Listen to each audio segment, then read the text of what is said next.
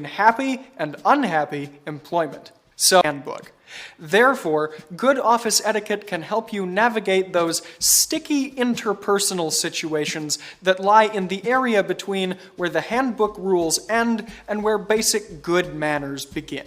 Danger zones.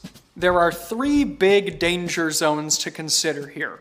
Those dealing with noise, interpersonal interactions, and common use spaces. So first, let's start with noise. Loudly or too much are the problems here. If you're unsure whether or not you're doing these things in the office, it can usually be as simple as asking one of your coworkers. Loudly can be an issue, as well as discussing things over speakerphone. Just don't do it.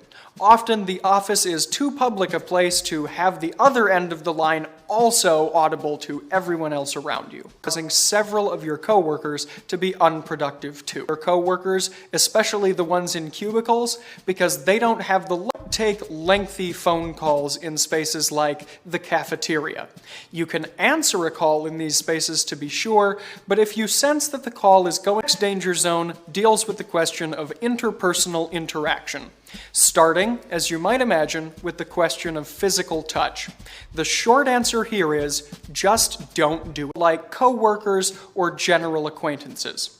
Overall, it's always best to be reserved and considerate. Next, let's discuss the issue of being passive-aggressive. The Gentleman's Gazette is slightly petty to make others feel guilty, or more generally acting in an underhanded way. Don't resort to passive-aggressive behaviors like eye-rolling, the silent treatment, stalling tactics, or sarcasm. The only thing that your goal here should simply be to be the bigger person and choose open and honest communication with those around you. It will work out better. Another negative type of interpersonal behavior in the office is gossiping. Gossip can sometimes be seen as a form of currency in offices because people do like to be let in on secrets, and they can feel special or privileged if they feel they know something that others don't.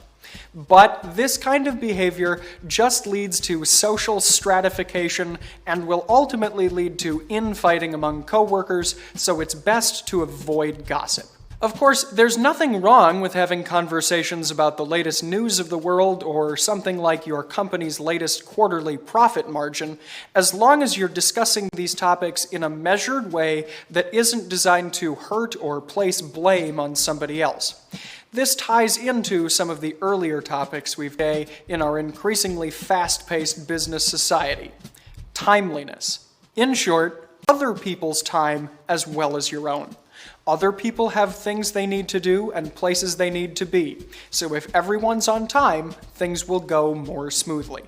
In addition to not arriving late, don't let meetings or other types of gatherings go on past their allotted time if you can. The topic of respecting your coworkers' time is interrupting.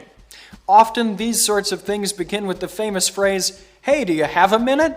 and then proceed to go on for another 45 minutes. A final area here about efficiency: don't waste your own time by loitering or hovering in certain areas of the office. Talk to somebody, but you find that they're already engaged in conversation with someone else, don't stand around eavesdropping. Just go work on something else for a time and come back. Next, let's talk about office events. In short, you should always try to attend them when you're able. Of course, they're usually not required, but you should still make an effort to attend these sorts of things when you can. Be social, be a team player. Here's a quick note. In general, put some effort into your emails. This means try. Our final section of interpersonal advice here has to do with illness. In short, are you sick? If so, you shouldn't be in the office. Chances are you're probably contagious, and besides, you're going to be less productive anyway. Now, on to our last big etiquette danger zone, common use spaces.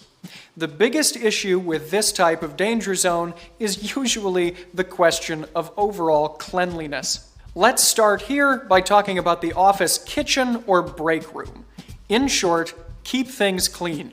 If you make a mess, clean it up. It's that simple. Be mindful of community resources. For example, don't take the last cup of coffee without making another pot afterward. It's important that you remember to pay it forward. The question of food can often be a little bit more tricky in this regard, but if food is communal, just take a reasonable portion and don't make a mess. Those two factors combined should be enough to toe the etiquette line. If you've gorged yourself on too much food already, you shouldn't feel guilty about taking the last piece